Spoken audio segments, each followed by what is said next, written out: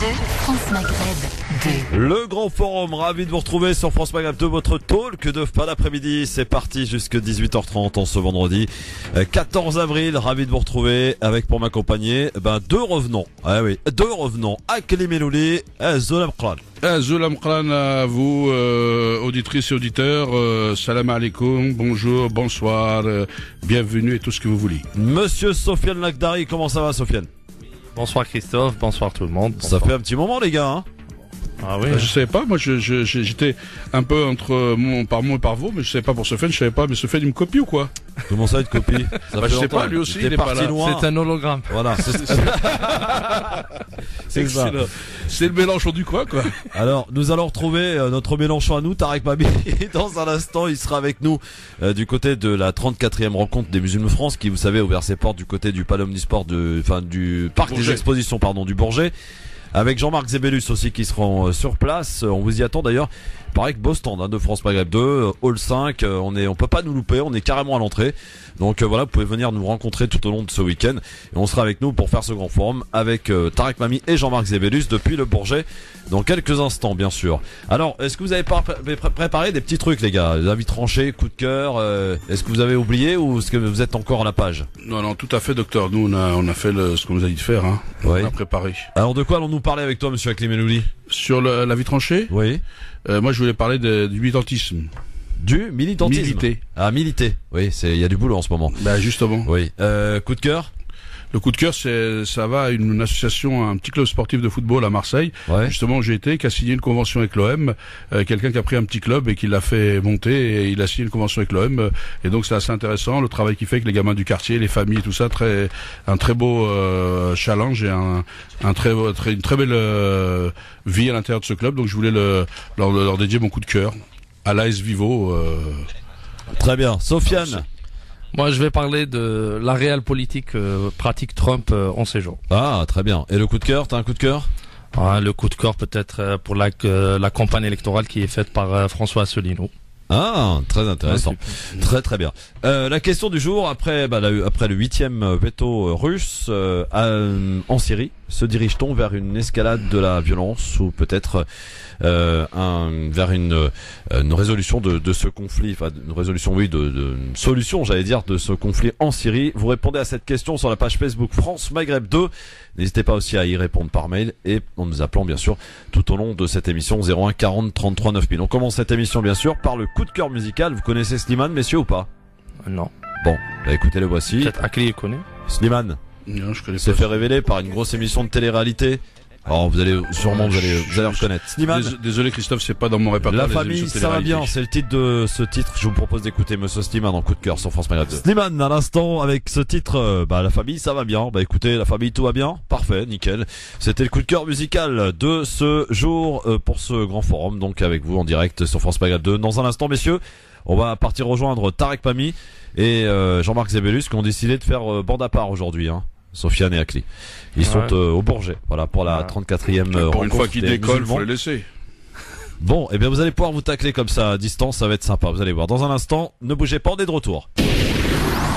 Le grand forum sur France Maghreb 2 avec monsieur Sofiane Lakdari et Akli Melouli. Et les messieurs commencent déjà à parler politique en antenne, c'est parfait les gars.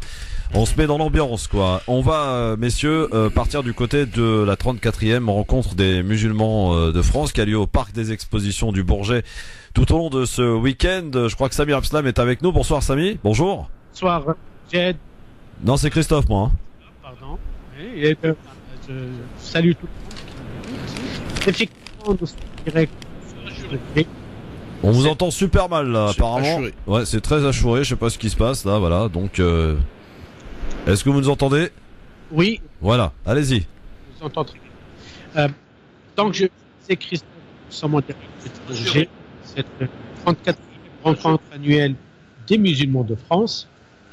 Cette fois, ils ont choisi comme thème foi, épanouissement, contribution. En fait, nos studios, comme chaque année, nous vous transmettons les conférences. Nous aurons aussi des occasions pour interviewer des invités de qualité pour vous faire vivre et en direct ce grand événement annuel des musulmans. Très bien, on aura plaisir à vous retrouver donc tout au long de ce week-end, mon cher Samy, pour que vous nous fassiez vivre un petit peu cet événement. Et on vous retrouve aussi tout à l'heure à 18h30 pour votre émission Parler Islam. C'est ça, exactement. Je vous donne rendez-vous, Inch'Allah, 18h30. Et là... Demain, Besma, l'avocate. Pardon? Oui, mais allez-y, Samy, vous inquiétez pas, on va faire les annonces qu'il faut. Oui, voilà, en fait, très bien. Et juste après... L'avocate demain, en partie. Voilà, et demain, ça sera bien sûr le rendez-vous de l'avocate. Et dimanche, Henda. Voilà, et dimanche, Henda, ça c'est pour les 3 jours en direct du Bourget pour cette 34e rencontre des musulmans de France. Voilà, je crois que je vais céder la place aux politiques avec Monsieur Mami. Quant à moi, je vous retrouverai, Inch'Allah, 18h30. Très bien, à tout à l'heure et bon salon, mon cher Samy. Éclatez-vous bien tout au long de ce week-end au parc des expositions du Bourget. Est-ce que Tarek Mami nous entend? Oui, moi je vous entends, cher Christophe. Bonsoir Tarek, je vous présente Sofiane Lakdari à Clémélouli. Enchanté de faire la connaissance de tous les nouveaux chroniqueurs qui viennent. Voilà. Les nouveaux. Oh là là, Akli, ça attaque. Il y en avait 4 ici, on l'a invité, donc là moi, parce que j'aime bien quand tu dis nouveau, parce que ça me rate, ça fait jeune et tout, je suis dans le vent. Donc, et surtout, comme d'habitude, bonjour à toutes les auditrices, bonjour à tous les auditeurs. Et effectivement, entre 120 000 et 160 000 personnes vont défiler au Bourget pendant ces 3 jours. Les auditeurs de France Maghreb 2, qu'ils soient de Paris, de Marseille, du Havre ou de Reims ou d'ailleurs, qui savent que nous sommes ici, peuvent bien sûr rentrer. Et j'ai pour eux une primaire. Cette année, ils ne peuvent pas rater le studio de France Maghreb 2, puisque dès que vous rentrez par l'axe principal, que vous soyez un invité, un intervenant, un visiteur ou un exposant, ben, vous êtes obligé de passer devant les studios de France Maghreb 2. C'est dommage qu'on n'a pas prévu une cagnotte pour que chacun y mette 1 euro. Sinon, 160 000 pour les 3 jours, ça serait une belle affaire. Mais bon, on laisse le monopole du ramassage de l'argent aux organisations caritatives et surtout pour payer l'entrée ici au Bourget, en sachant que vous pouvez acheter un billet pour 1 journée, pour 2 journées ou un forfait pour les 4 jours. Est-ce que vous avez suivi la petite polémique ce matin, enfin plutôt la demande d'interdiction de ce rassemblement par Marine Le Pen? Non, parce qu'on était en plein studio en train de finaliser les installations techniques. Je suis preneur de votre... Et la réponse faite par Ammar Lasfar. Alors vas-y Sofiane, raconte-nous tout. Et la réponse qui a été faite par Ammar Lasfar, le président de l'UEIF, où il a parlé de mettre de l'huile sur le feu, en appelant à cette interdiction. Alors, je lui réserve la nouvelle qui normalement doit sortir demain pour Madame Le Pen. Demain, l'OIF changera de nom et deviendra Musulmans de France. Et donc, je lui souhaite bien de plaisir pour à partir de mardi, quand elle sera elle-même convoquée pour lever des immunités parlementaires pour le trafic qu'il y a eu donc du côté de l'argent pour son parti. Elle profitera, quand elle sera dans le tribunal, d'aller chercher les couloirs pour déposer une plainte. Donc, mais avant d'aller au tribunal, elle doit répondre à la convocation de la police, chose qu'elle refuse. Non, mais c'est ce que je dis, mon ami. Je dis, quand elle sera au tribunal pour répondre, elle en profite pour aller à l'autre guichet pour déposer la plainte. Mais sauf que cette fois, elle déposera la plainte pour dissoudre les musulmans de France. Et on verra bien ce qu'on va faire comme bruit que de demander de dissoudre musulmans de France. Très bien. Alors messieurs, on va passer au zapping si vous le voulez bien. Le zapping, donc vous allez pouvoir commenter comme d'habitude avec nous sur France Maghreb 2. Avant de répondre à la question du jour tout à l'heure, le zapping jingle. Alors ce zapping qui commence tout d'abord par Clémentine Autain, que vous connaissez tous. Clémentine Autain qui découvre sur France Info TV que Jean-Luc Mélenchon veut faire entrer la France dans l'accord Alliance bolivarienne. Écoutez. Bien vu. J'ai pas regardé précisément ce point 62. Vous êtes en train de... Avec l'Iran. C'est moche quand même. Écoutez, je vais regarder dans le détail. Et si c'était ça, vous diriez c'est pas bien? Je sais pas, je peux pas vous répondre à cette question comme ça à froid. Je ne sais pas quelle est exactement la Russie. Ce qui a conduit à ce point 62. Clémentine Autain, je suis un peu étonnée que vous découvriez un point du programme de Jean-Luc Mélenchon quand même. Ouais, écoutez, il y a beaucoup de points dans le. Bon, il y en a 61 avant. Mais... Non, mais j'ai relu en plus. Bon, il y a des points précis sur lesquels, en effet, bon. Mais je pense que ce qui compte, c'est la logique générale. Et sur l'international, pourtant, j'ai pas mal relu, etc. Et sur l'international, ce qui domine, je ne sais pas où arrive exactement ce point 62, mais c'est d'abord la refonte de l'ONU, la sortie de l'OTAN. Vous avez beaucoup de mesures qui ont une cohérence très forte. Et j'ai entendu le discours sur la paix de Jean-Luc Mélenchon. Donc, sa philosophie générale, si je puis dire, elle est, elle met parfaitement. Quand on dit qu'il est trop complaisant avec Poutine, vous êtes d'accord? Ces derniers temps, en tout cas, moi j'ai observé, notamment depuis l'attaque chimique, il a une position parfaitement claire, demandant à la Russie de valider la proposition de résolution de l'ONU d'enquête sur l'attaque chimique. Pour le moment, il y avait tout refusé, ce qui a été refusé. Dernière question, puisque... Ce qui a été refusé, mais ce que je veux dire, c'est que Jean-Luc Mélenchon n'a pas été fasciné par Poutine au point de ne pas demander que Poutine signe cette demande de résolution. Voilà, alors quand Clémentine Autain découvre effectivement cette alliance, enfin l'envie de Mélenchon de faire entrer la France dans l'accord bolivarien, ça surprend Clémentine Autain et évidemment les journalistes en profitent, Sofiane. Ah oui, mais en même temps, il mélange tout. Quand on entend Apathy ou parler de l'Iran comme elle fait partie de l'alliance bolivarienne, c'est pas vrai. C'est un membre non permanent de cette alliance qui regroupe le Venezuela, la Bolivie, etc. Et la Russie et l'Iran sont non pas adhérents, mais comme observateurs dans cette organisation. La Syrie, Voilà, comme membre organisateur, voilà. Oui. Tarek Mami. Tarek. Oui. Il est où Tarek? Il est encore parti. Il est indiscipliné Tarek. C'est incroyable. Oui. Ouais, c'est Eni. Ah oui, bon, ok. Bah écoutez, dites-lui à Tarek quand on est en plein direct là, donc il faut pas commencer à s'amuser à partir toutes les 5 minutes. Bon, alors on y va, on enchaîne dans ce zapping. Quand François Fillon ne se souvient plus du nom d'un patron qui le soutient, c'était sur Le Figaro. Écoutez. Bon, vous avez vu, même le patron des boulangeries Paul appelle à voter pour François Fillon. Il y en a beaucoup comme ça. Il y en a beaucoup. Il y a énormément de patrons. Il y a celui les pâtissiers là. Un pâtissier, le nôtre Non. On va trouver. On va le trouver. On va trouver. Quand François Fillon ne se souvient plus donc du nom d'un patron qui le soutient. Messieurs, ça vous dénote quoi? Il a pas dû verser beaucoup d'argent, celui-là. Non, mais le coup, il voulait citer en disant qu'il y en a d'autres et il se rappelle plus des autres. Donc c'est ça qui est plus drôle, quoi. Ouais. Il voulait dire, il y a pas que celui-là qui me soutient.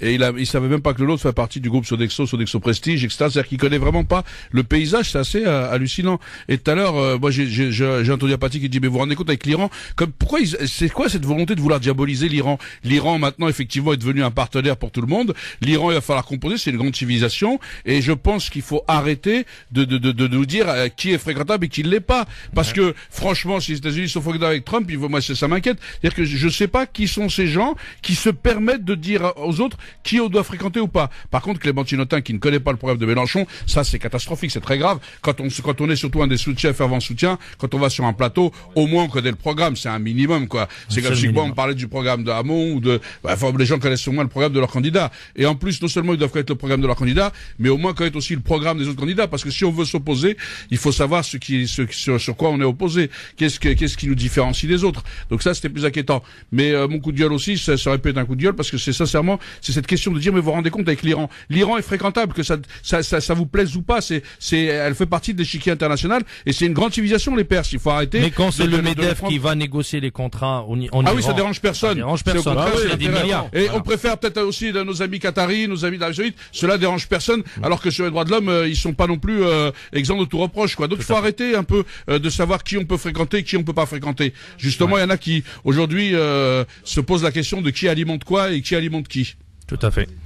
Et surtout qu'on se rappelle, par exemple pour CSA, quand le groupe Peugeot a annulé son contrat avec l'Iran, ça a poussé 5000 personnes à aller au chômage. Et en contrepartie, c'était General Electric qui avait pris le contrat tout de suite après. Bien sûr. Et puis maintenant, c'est devenu, ça y est. Sans parler de Boeing avec. Non, mais l'embargo a été levé, les choses ont été dites. Je pense qu'il faut arrêter la diabolisation je crois que c'est pour ça qu'on a un problème parce que on fait monter les extrêmes parce que quand on diabolise, on n'est pas dans un débat serein. On dirait que c'est des gens qui sont journalistes en plus qui doivent faire de l'info et on dirait qu'ils sont passionnés. C'est l'Iran. Ils font de la propagande. Ils font de la propagande. Alors, attendez, est-ce qu'ils font de la propagande ou est-ce qu'ils font de l'information? Nous avons aussi avec nous depuis le Bourget monsieur Jean-Marc Zébellus. Comment ça va Jean-Marc? Tout à fait, ça va et toi Christophe? Bonjour à tous les auditeurs en direct du salon du Bourget de l'UEF.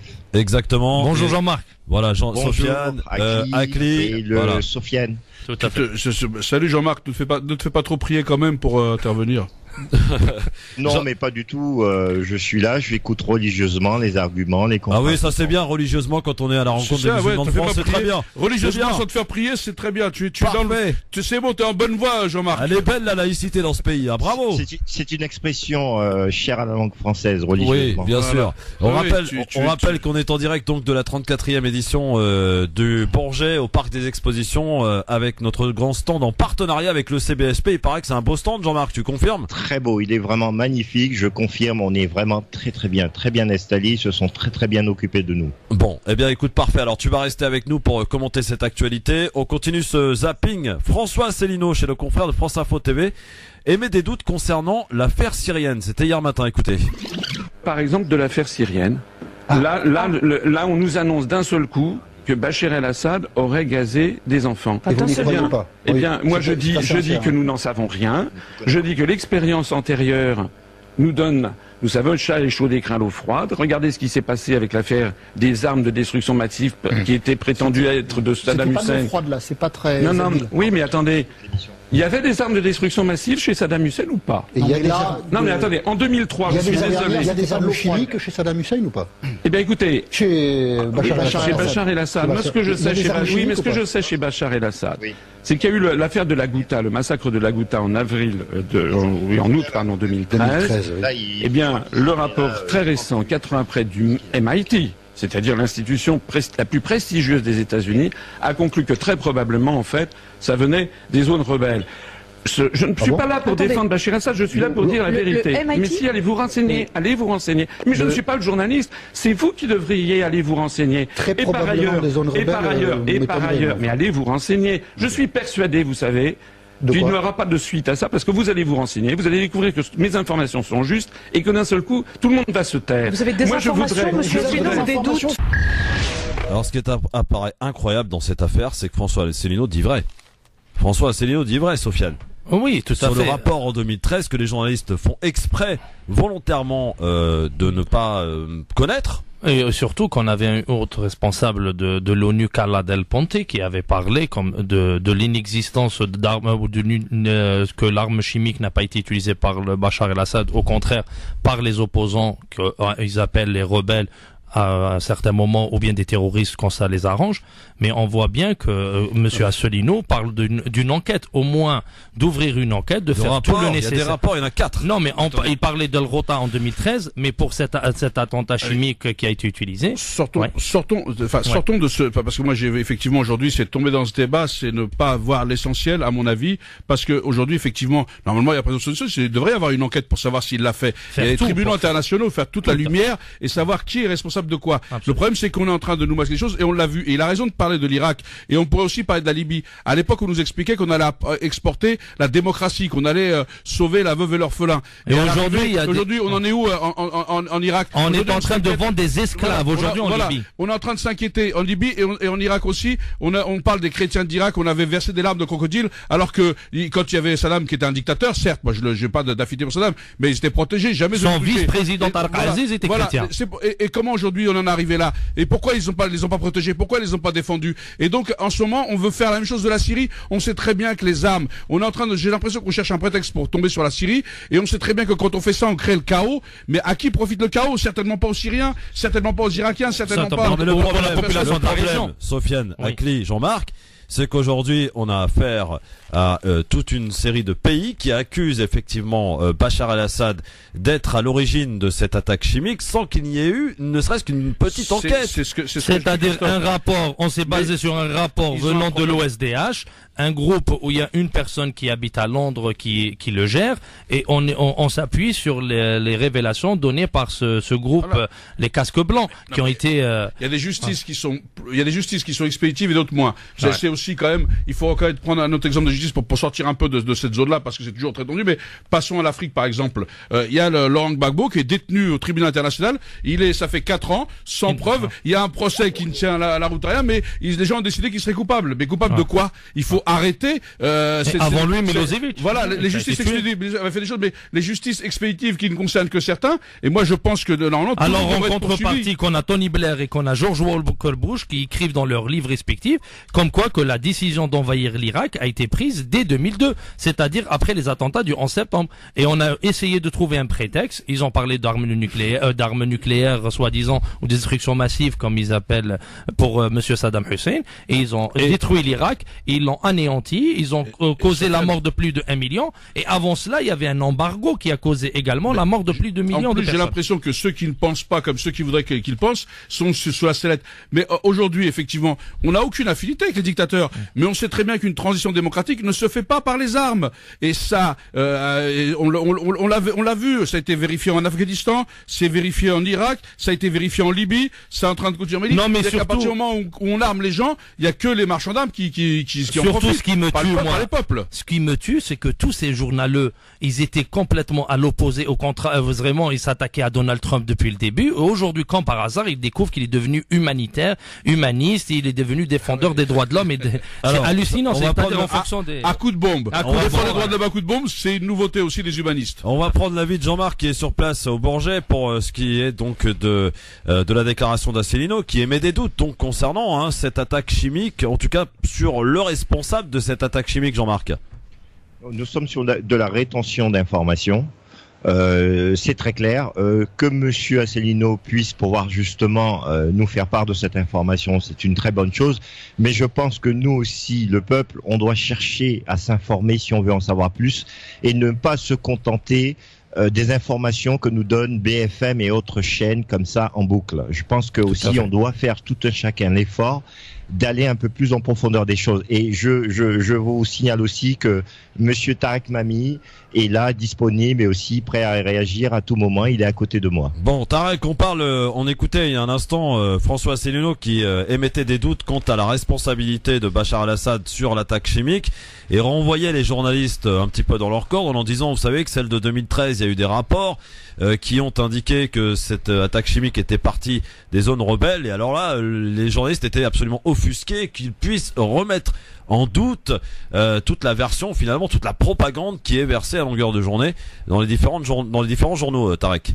Oui, alors je ne sais pas quand est-ce qu'il a fait cette déclaration. Je crois hier matin. 4 ou 5 jours. Non, hier matin, Tarek. Donc il l'a réitéré.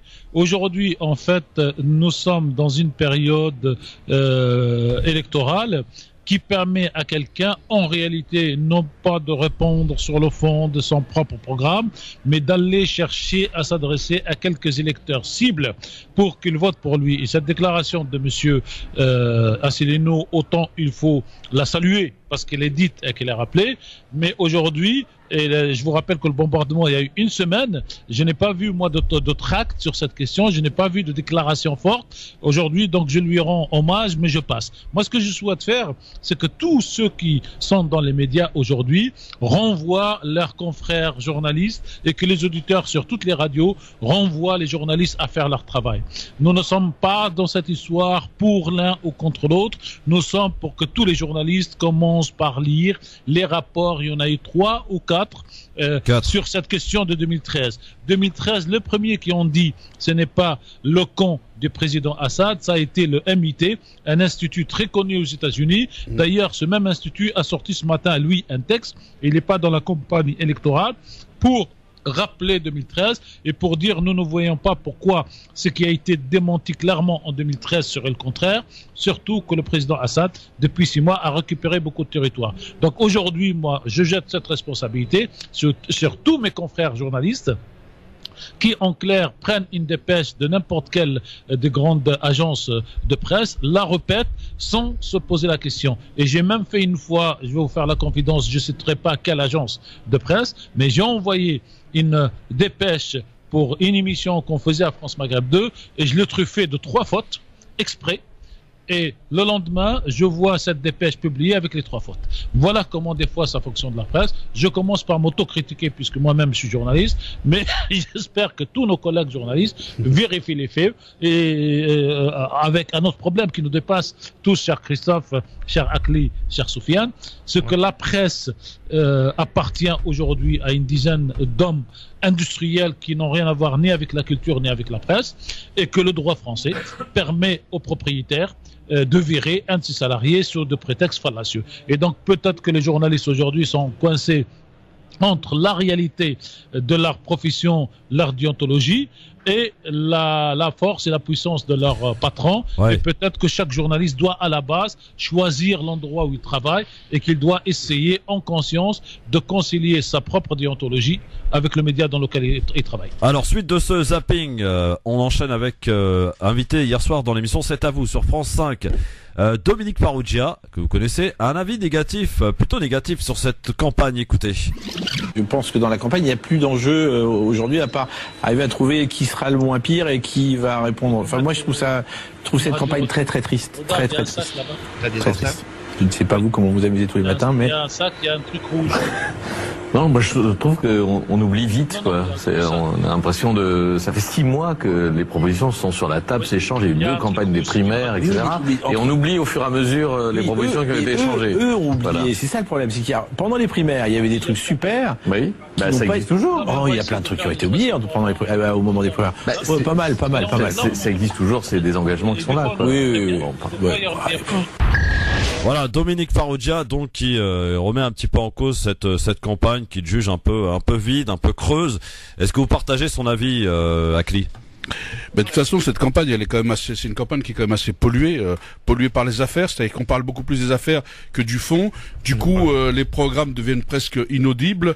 On est plus sur effectivement du paraître. On voit bien les questions des journalistes qui essayent de cornériser certains candidats, qui font la courte échelle à d'autres candidats. On voit bien que c'est une campagne qui est en dépit du bon sens. Aujourd'hui, les gens, je suis sûr qu'on les interviewe pour la plupart, on leur pose des questions, ils sont incapables de dire la différence qu'il y a entre les programmes, puisque les gens justement font bien exprès de maquiller tout ça, de ne pas donner de la lisibilité. Et c'est là quand Tarek, je partage, quand il appelle ses collègues journalistes à faire leur travail, à dire effectivement qu'est-ce qui différencie les uns des autres, et ne pas donner leur ressenti en disant ah bah ça c'est pas viable, ça c'est viable, parce que ils sont aussi les complices d'un système. Si un système aujourd'hui est à bout de souffle, il faut arrêter d'essayer de le maintenir. On peut pas faire des placebos, on doit effectivement réinterroger globalement les choses. Et que des candidats fassent des propositions qui bousculent, etc., il faut les regarder pas de façon condescendante ou de façon à les valider ou pas valider, parce que c'est pas leur rôle, mais en tous les cas, à les mettre sur la place publique,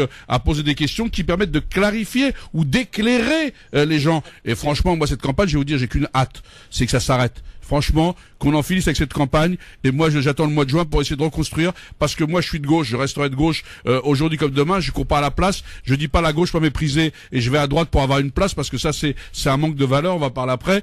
Mais je dis à un moment donné, il faut que au mois de juin la gauche se reconstruise. Et là, je parle de toute la gauche. Et c'est là où on a un vrai travail et un vrai chantier. Avant cela, Akli, il faut que la gauche se définisse et ce qu'elle veut, et ce qu'elle a comme programme. On voit bien aujourd'hui une gauche complètement divisée entre une gauche libérale qui court derrière Macron, et on a vu des dizaines, pour ne pas citer que Valls et Le Drian, et de l'autre côté, Monsieur Hamon, qui est complètement inaudible durant toute cette campagne, où il a parlé au cours des primaires d'un revenu universel et qu'il l'a complètement supprimé tout de suite après.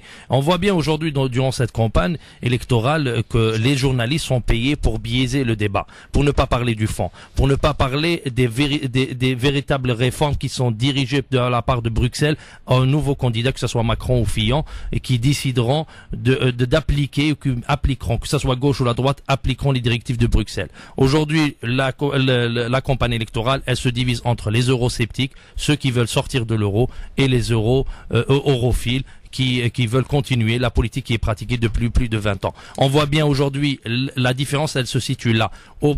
Sur le cœur du programme, il n'y a pas vraiment de différence entre Fillon et Macron. Trouvez-moi la différence. On peut pas dire il y a entre ceux qui veulent sortir de l'Europe et ceux qui veulent rester, parce qu'il y a ceux qui veulent y rester et faire mieux d'Europe. Parce que le problème qu'on a, c'est qu'on pense qu'en sortant de l'Europe, on règle nos problèmes. On ouvre d'autres problèmes. Faut pas l'oublier. Faut faire attention au discours, parce que l'Europe a amené quand même des choses et les gens l'oublient. C'est-à-dire que on ne peut pas voir la bouteille à moitié vide ou à moitié pleine. Tout ça lors des campagnes électorales. Mais on a bien voulu de parler de fond. Aujourd'hui, on a des candidats qui défendent cette sortie. Au lieu de parler et de débattre du fond. Est-ce qu'on a besoin? Parce que je vais vous dire aujourd'hui, le seul pays dans l'Europe qui peut s'en sortir sans les autres, c'est l'Allemagne. Tous les autres. Parce que l'Europe, elle a été construite sur la base. L'euro, il a pris le Deutschmark. Aujourd'hui, ce qui pose vraiment problème dans l'Europe, la vraie question, c'est le SMIC européen, qui pourrait remettre les choses à l'heure. Et c'est de faire de l'Europe une vraie Europe politique. et non plus une Europe économique. Ces espérances, ça fait 60 ans qu'on veut les faire, en vérité. Oui, alors, on va prendre l'avis, messieurs, si les Américains veulent pas de l'Europe, c'est qu'il y a une raison. Hein. Parce que ceux qui nous aident le mieux, c'est eux, parce que justement, c'est les seuls qui pourraient leur poser problème sur l'échiquier international, mais une Europe plus grande, y compris avec la Russie. Donc ça pose d'autres questions. Mais une Europe non pas vassale aux États-Unis, mais une Europe indépendante sur sa politique. On est d'accord, Sofiane. Tarek Mami. Oui. En fait, je vais faire du Macron. Ah oui. Le tout est son contraire. Non.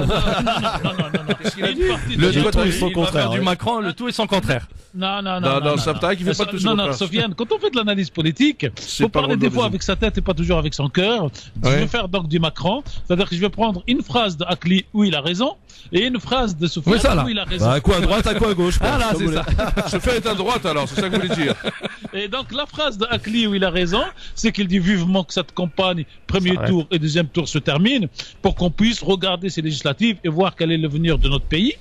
Et la deuxième phrase qui est bonne chez Soufiane, ce n'est pas que Hamon n'a pas un programme. Si on devait mettre programme pour programme, et que je m'excuse auprès de tous les auditeurs qui ne partagent pas ce point de vue, le programme de Hamon est l'un des meilleurs programmes pour la France et pour sa jeunesse aujourd'hui. Merci Tarek de le souligner parce que les gens ne le disent pas assez. Je le dis tout le temps. Moi, je suis dans l'analyse, je ne suis pas dans l'affectif. Voilà. Il se trouve que ce programme qui est très bien pour la France aujourd'hui, qui est plus réaliste que celui de Mélenchon, qui est plus de gauche et plus fort que celui de Macron, est inaudible, ne serait-ce que parce que les membres du Parti Socialiste, les caciques, ont décidé de casser leur propre candidat. Ils font aujourd'hui avec en plus grave que ce qu'ils ont fait avec Madame Ségolène Royal en 2007, puisque la dernière fois les éléphants ils ont chaussé leurs chaussures pour ne pas bouger, et que cette fois, Monsieur Valls, Premier ministre, Monsieur Le Drian, ministre de l'Intérieur, Monsieur de la Défense, vont jusqu'à soutenir l'adversaire de leur parti. Et donc, si vous voulez, c'est pour ça que Monsieur Hamon est aujourd'hui inaudible, bien qu'il ait un bon programme. Et donc, voilà mon analyse. Macron, aujourd'hui, pour moi, joue sur de velours, parce qu'il fait ce que je fais, ou moi, j'ai fait ce que lui, il a fait. Je vais choper la bonne idée à droite, la bonne idée à gauche, et il s'en fout de la majorité. Sauf que ce discours Tarek n'est plus audible au niveau des électeurs. Les gens veulent une clarification.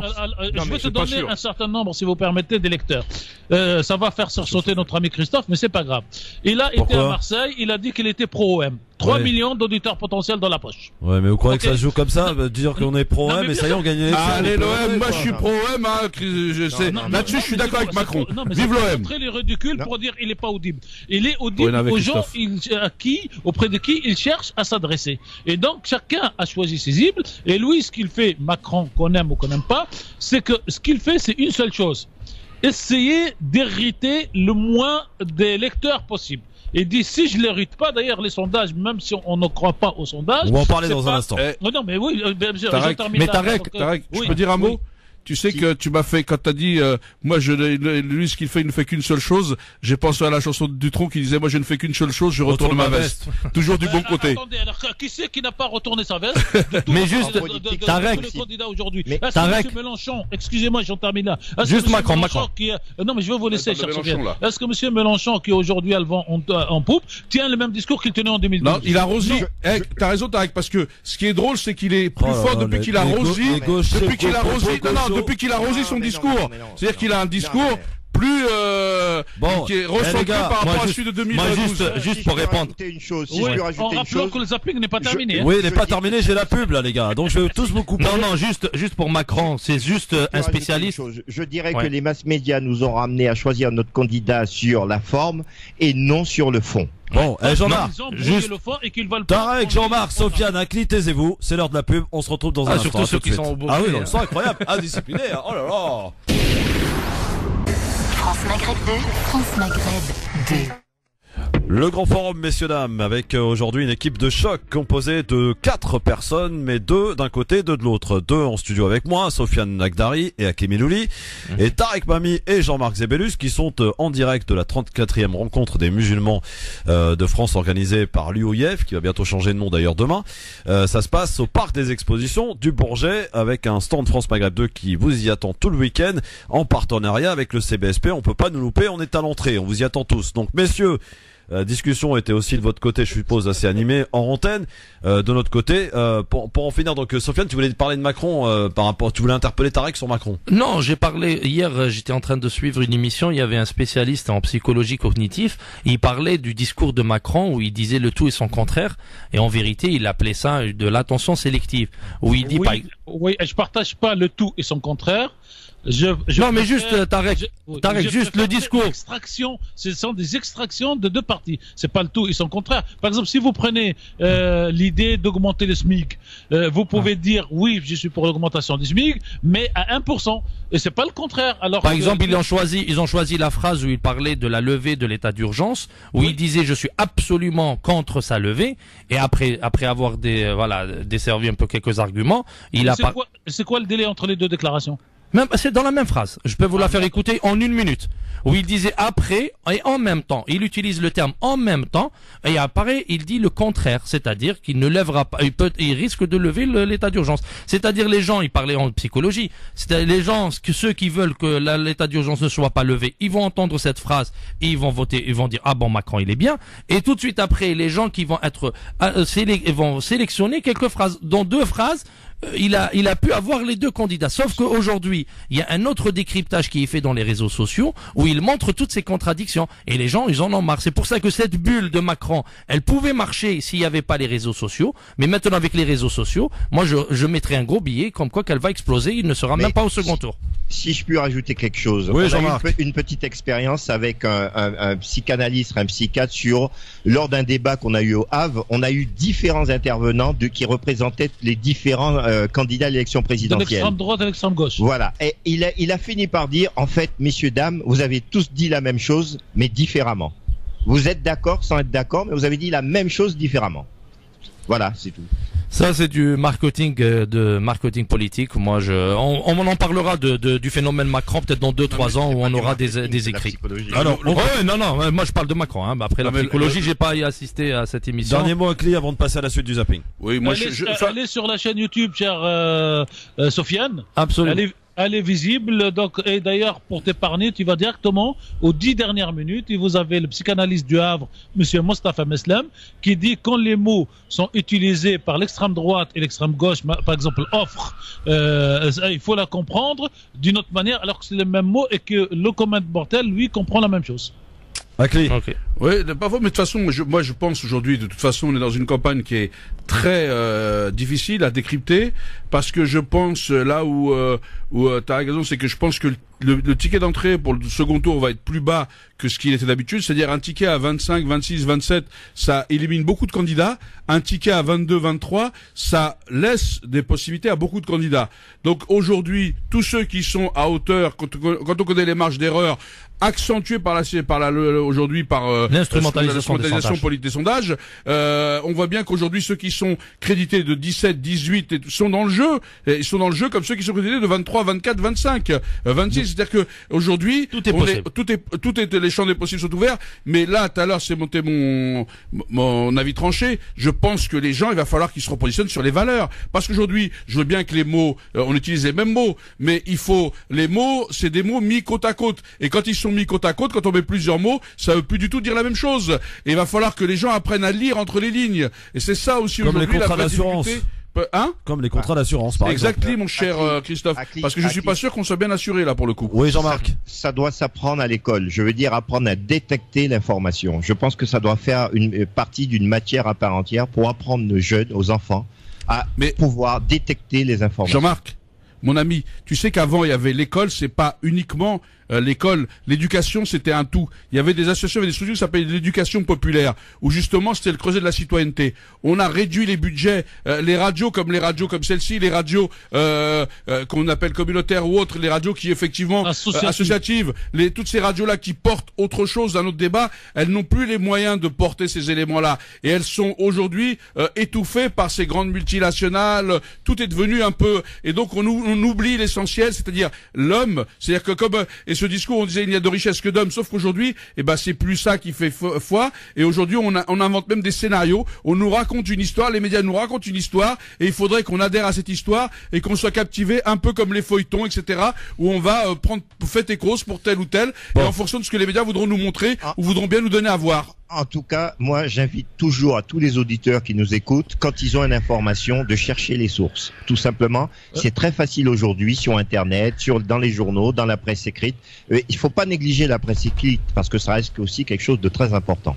Mon pronostic, si vous permettez, en 15 secondes, c'est que Marine Le Pen sera plutôt autour de 30 et que les trois autres seront dans la fourchette 18 à 20 tous les trois. Et le deuxième passera à quelques centièmes de voix par rapport aux deux autres. Donc moi, je prévois 30% pour Marine Le Pen et entre 18 et 20 pour Macron, Mélenchon et Fillon.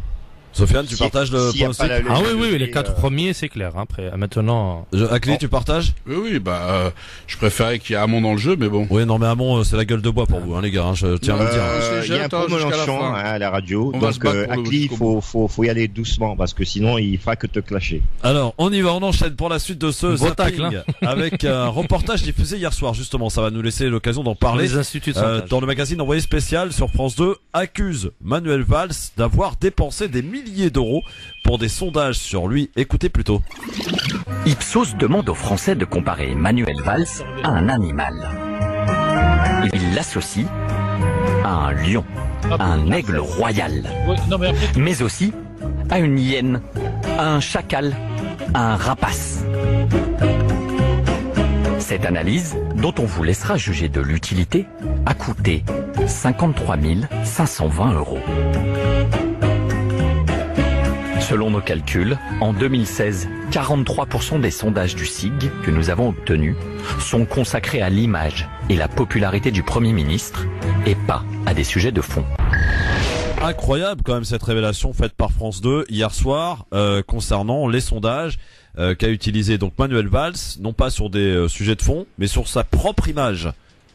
Oui, mais c'est pas nouveau, hein, ce que vient de révéler Envoyé spécial. Je pense qu'il y a 2 ans à peu près, Philippe de Villiers, dans son livre, il avait parlé comme quoi les instituts de sondage, ils étaient achetés, ou il avait acheté lui-même, où il est passé de 1% jusqu'à 7%. Dans son livre, il explique bien ça. Et après, maintenant, les instituts de sondage, quand on voit à qui ils appartiennent, et ils font un travail, ils essayent un peu de pousser les gens à voter ou à aimer tel ou tel personnage politique. Maintenant, c'est un instrument comme les médias, c'est utilisé afin de pousser les gens à réfléchir de la manière souhaitée par ces gens-là. Akli, finalement, il y a un petit point commun là. Manuel Valls, Nicolas Sarkozy, c'est des adeptes du sondage. Mais ça ne marche pas a priori, hein. Il a non, été gagé, il était l'homme des 5% et même avec ses sondages, il est parti, il a perdu les primaires, chose qu'il était loin de penser. Hein. Mais de toute façon, c'est vrai que le problème, qu'est-ce que je réponds à ça, c'est il y a eu les Français ont tranché, ça a été tranché, donc on peut dire que ça a pas marché. Après qu'on essaie de gonfler les gens, de pousser les gens ou de gonfler les choses ou d'arranger les choses, on voit bien qu'à la réalité. Alors j'espère qu'effectivement aux élections, les gens vont effectivement aussi se révéler, notamment sur des valeurs en votant sur des programmes et non pas sur des sondages. Mais ça, c'est ce qu'on espère. Hein. Tarek Mami, sur la révélation faite hier soir par France 2, même si elle était un peu connue, sur les sondages, donc qu'a utilisé Manuel Valls lorsqu'il était Premier ministre, hein, on précise, à Matignon, notamment sur sa propre image et non pas sur le sujet de fond. On va revenir à un problème de fond, cher Christophe. Ce sont les hommes politiques qui écrivent les lois et ce sont les hommes politiques qui s'appliquent les lois.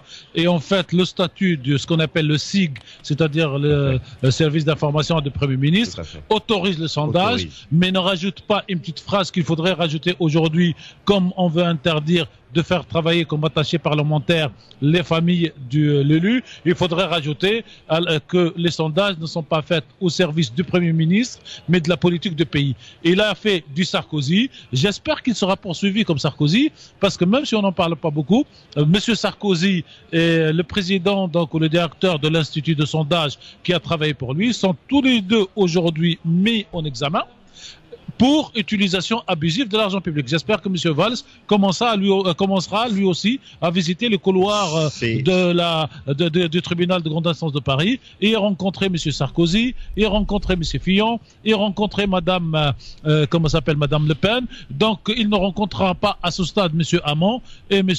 Mélenchon. Oui, Jean-Marc. Non, tout simplement dire ce que disait Monsieur Tarek Mami. Tout à fait. On dit aujourd'hui que ce n'est pas illégal, mais que c'est la manière qui a été employée qui n'est pas bonne. Donc là aussi, il faudrait légiférer dans ce sens, de manière à dire que l'argent public ne doit pas être utilisé à son propre détriment ou à sa propre image, tout simplement. Très bien. Alors, on enchaîne pour la suite de ce zapping. Messieurs, il est très fourni, hein. Ça tombe bien, vous êtes là. Vous vous souvenez, messieurs, de Jérôme Lavrieux, qui n'est plus en odeur de sainteté chez les Républicains. Même lui, il part chez Macron, c'est ça? Oui. Il est déjà. Oui, c'est ça. C'est ça. Alors, il devrait normalement soutenir son candidat, à savoir François Fillon, sauf qu'il a choisi de rallier Emmanuel Macron, enfin plutôt de soutenir Emmanuel Macron. Il explique pourquoi il ne soutient pas François Fillon. Écoutez. Qui pourrait être un motif suffisant, remarquez. Face au risque d'avoir au second tour au moins un des tenants de ce que j'appelle les extrêmes, il faut qu'il y ait un représentant d'une ligne qui soit plus tempérée, modérée. Et... Donc autrement dit, le mieux placé pour éviter ce scénario-là à l'heure actuelle, c'est Emmanuel Macron. Je ne rallie pas Emmanuel Macron, je ne ferai pas partie du comité de soutien d'Emmanuel Macron, je ne lui ai rien demandé. Et d'ailleurs, je vais voter pour un type qui promet qu'on ne puisse pas être candidat même si on est mis en examen. Donc vous vous rendez compte, c'est vraiment de l'altruisme en ce qui me concerne. Voilà pour la déclaration de Jérôme Lavrieux, qui effectivement n'est plus en odeur de sainteté chez les Républicains. Hein. Sofiane. Oui, après tout ce qu'il a comme affaire, c'est lui qui était derrière dans l'affaire Big Malion, c'est ça? Oui, c'est ça. Voilà. Affaire Big Malion, oui. Tout à fait. Maintenant, Macron, il est en train de collectionner les gens avec des casseroles. Hein. Mais je ne sais pas ce qu'il va applaudir ce ralliement ou bien il va l'ignorer comme il a ignoré celui de Valls ou... Alors pas de ralliement, hein, c'est ce qu'il a précisé. Il va voter pour Emmanuel Macron. Il a dit indirectement qu'il voterait Macron. Voilà. Il utilise les mots. Il s'implique pas dans la campagne. Mais personne ne l'obligeait à donner cet avis. On va être un peu honnête sur le débat, c'est-à-dire que vous serez à la place de Macron, plus les gens viennent voter pour vous, vous allez prendre les votes. C'est-à-dire qu'à un moment donné, les autres ne vont pas. Mais il y a des cadeaux empoisonnés comme celui de Valls, il n'a pas voulu. Ouais, mais c'est un cadeau empoisonné parce que Valls pense que ça l'a beaucoup plus plombé qu'autre chose. Donc il faut faire attention que les cadeaux soient pas empoisonnés. Moi, je suis pas là pour défendre En Marche parce que moi j'ai rien contre les gens qui sont en marche, c'est pas ma tasse de thé. Il y en a qui sont en marche vers quoi et d'autres qui y vont en rampant. Mais ça, c'est chacun prend ses responsabilités. Mais surtout, on marche vers quoi? Ouais, c'est ça. Mais il y en a qui y vont en rampant. Ils marchent pas, ils rampent. Ils iront pas loin. Hein. Voilà. Alors justement, Tarek Mami, sur la déclaration, sur les déclarations, je crois qu'on a été coupé avec de Bourget, on va les retrouver dans un instant. Mais j'aimerais vous entendre aussi sur les déclarations de François Hollande, qui en ce moment et s'attaque à Mélenchon. Ne dit pas pour qui il va voter pour l'instant. Il est contre Mélenchon. Il est contre Mélenchon et contre Hamon aussi. Voilà. Il a dézingué Hamon. Et en clair, on sait très bien aujourd'hui, concrètement, que le choix premier de François Hollande, c'est Emmanuel Macron. Voilà, ça confirme la théorie défendue par Fillon ou par les autres. Mon cher ami Akli, ne soutient pas le candidat du PS. Le candidat du PS, vous vous rendez compte? Le problème c'est que, aujourd'hui il y a un contentieux et je pense qu'effectivement aujourd'hui être soutenu, ce serait puisque Hamon défendait une autre ligne, ce serait un peu compliqué. Mais normalement les gens voudraient que tout le PS soutienne Hamon. Après il y a des gens s'ils appellent à voter pour lui, ils le plombent plus qu'autre chose. Donc je pense que bon. Mais on voit bien que Macron il n'a pas accueilli le soutien du président. Hein, non, il n'a pas accueilli, mais pour l'instant bon voilà. Après, il a essayé de les dézinguer comme quoi.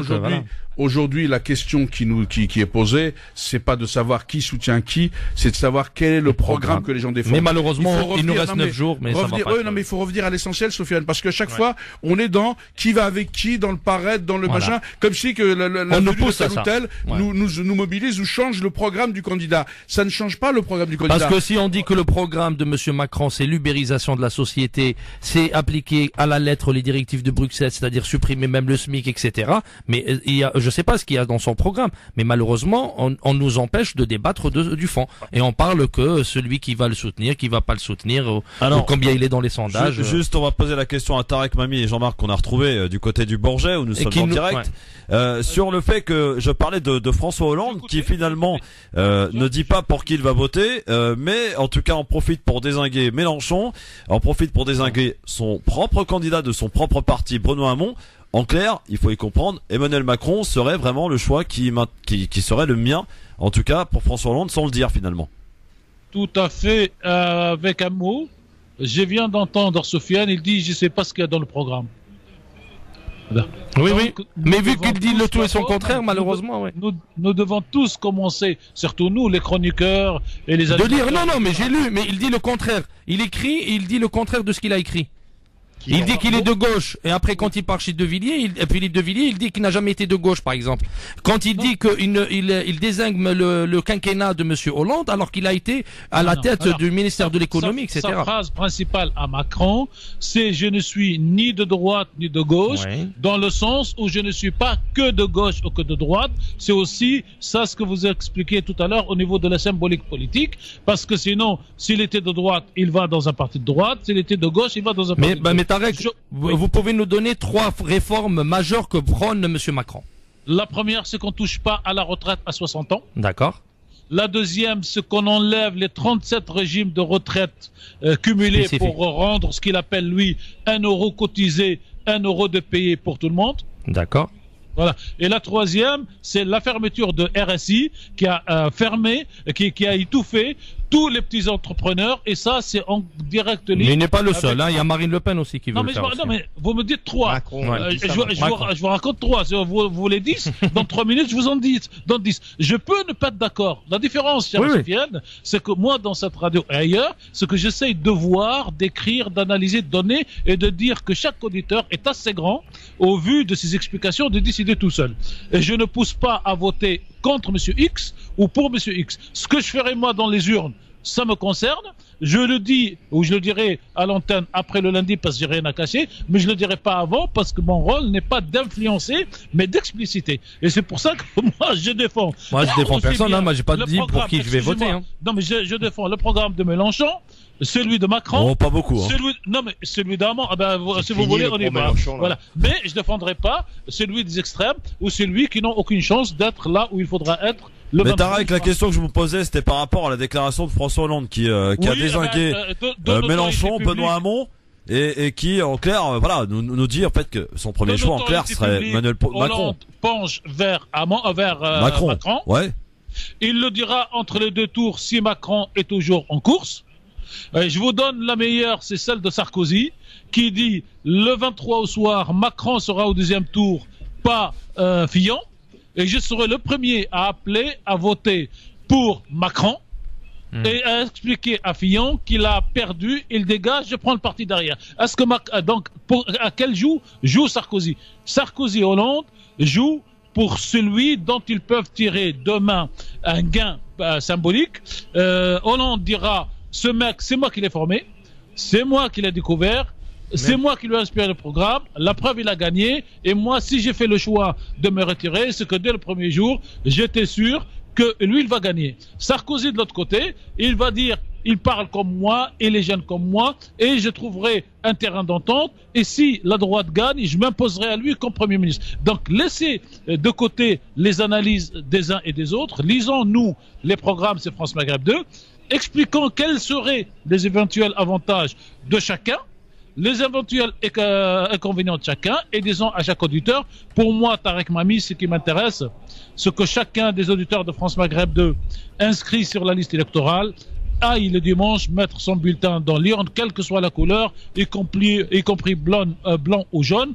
Faut y aller, faut marquer le nom, faut pas laisser les abstentionnistes faire la décision de cette élection. Alors, on a un zapping à finir. On a un zapping. Oui, qu'est-ce qu'il y a, Jean-Marc? Non, pour dire, c'est ce que je disais tout à l'heure, qu'on est surtout sur la forme et non le fond. On est surtout sur le charisme, on est sur le verbe et nous ne sommes pas sur l'action. Et c'est vraiment malheureux. Et c'est au nous aussi les médias à inciter les gens à lire les programmes point par point. Alors, on enchaîne dans ce zapping. Pour terminer même ce zapping, vous annoncez la semaine dernière la fermeture d'une mosquée qui promotionnait visiblement le djihad armé à Torcy. Pourquoi avoir attendu autant de temps avant de fermer cette mosquée?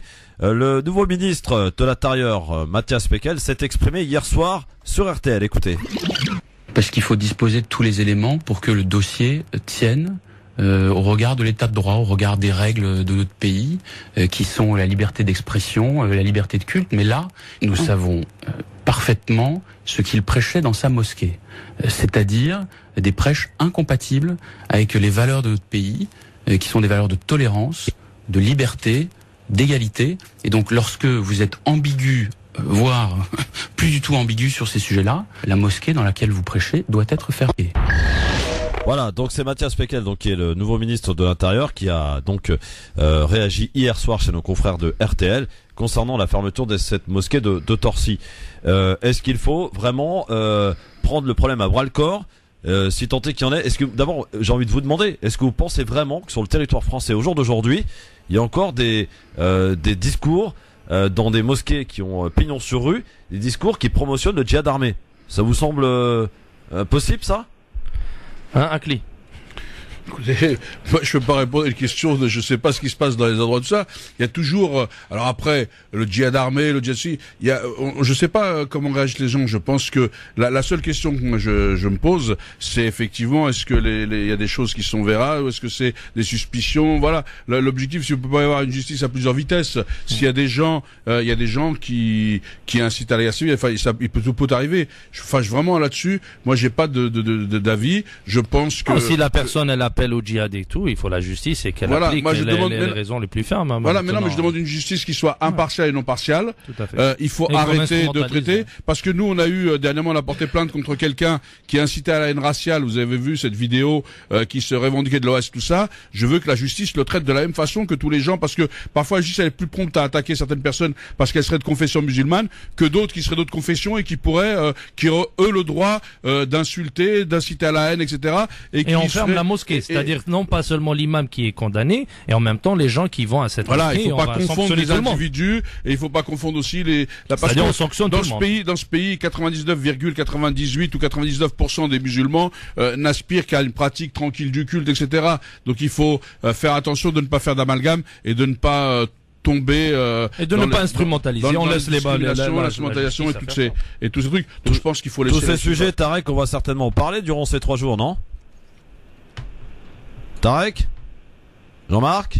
Il faut parler Macron peut-être. Allô, monsieur Tarek Mami est très sollicité. Ouais. Donc c'est pas du tout un pro-Macron. Là on a vous avez face à vous, je pense deux pro-Mélenchon, mon cher Akli. Mais pas du tout. Non, pas du tout. Jean-Marc, arrêtez.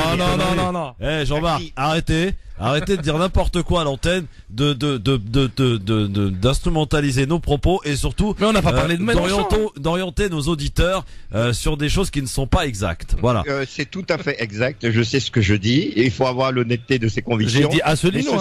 Ceci étant dit, oui, monsieur Tarek Mami est très sollicité, donc il laisse terminer. Bon, très bien. Eh bien, écoutez, dans un instant, on va retrouver les avis tranchés, dans un instant de Akli et de Sofiane, parce que je suppose que nos amis là-bas sont plus occupés à aller répondre aux sollicitations très nombreuses, visiblement, donc qui seront spectateurs pour les avis tranchés, le j'aime ou j'aime pas, et on répondra à cette question du jour. Je vous la rappelle quand même. Après ce 8e veto russe, est-ce que on se dirige vers une escalade de la violence ou plutôt vers un conflit qui va peut-être se terminer en Syrie? Vous répondrez à sa question dans un instant. Vous pouvez y répondre, amis auditeurs, auditrices, sur le Facebook de la radio France Maghreb 2. N'hésitez pas d'ailleurs, et puis à venir nous voir. Donc tout au long de ce week-end, nous nous sommes installés au Hall 5, à l'entrée principale de cette 34e rencontre des musulmans de France qui se déroule tout le week-end, pour aller nous voir sur le stand France Maghreb 2 en partenariat avec le CBSP. À tout de suite. Le grand forum sur France Maghreb 2 avec Sofiane Lakhdari, Akli Melouli, Tarek Mami quand il est là, et Jean-Marc Zébellus aussi en direct de la 34e rencontre des musulmans de France. On va tenter de répondre à la question du jour avec les auditeurs s'ils veulent bien nous appeler au 01 40 33 9000 pour essayer de répondre à cette question. Après le 8e veto russe, se dirige-t-on en Syrie vers une escalade de la violence ou vers une solution politique en Syrie? Tiens, qui veut donner son avis d'abord et répondre à cette question? De toute façon, en Syrie, le veto russe, la Syrie, je pense qu'elle aurait déjà connu une autre situation si les Russes n'avaient pas été présents. Donc aujourd'hui, effectivement, moi je pense qu'il n'y aura pas d'escalade. Je pense que tout le monde est en train de montrer ses muscles et d'essayer de jouer, etc.